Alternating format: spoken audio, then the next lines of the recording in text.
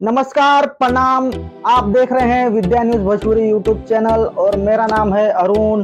दोस्तों, आज सुबह में भोजपुरी के ट्रेंडिंग स्टार खेसारी लाल यादव का बहुत ही सुंदर और बहुत ही जबरदस्त Holi song web music YouTube channel पर रिलीज हुआ है, जिस गाने का नाम है मुहे लागल बा।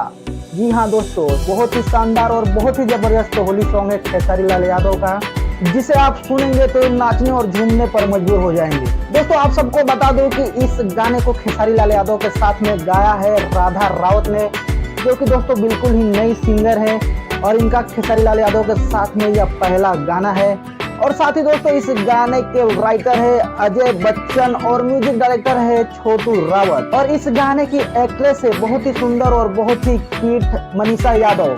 तो दोस्तों, आपको यह हमारी वीडियो कैसी लगी कमेंट करके जरूर बताएं। वीडियो अच्छी लगी दोस्तों, वीडियो को लाइक करें, और दोस्तों आपने अभी तक हमारे चैनल को सब्सक्राइब नहीं किए तो कर लीजिए, क्योंकि दोस्तों ऐसी ही न्यूज़ की वीडियो हमारे इस चैनल पे आप सबको रोज मिलती रहती है।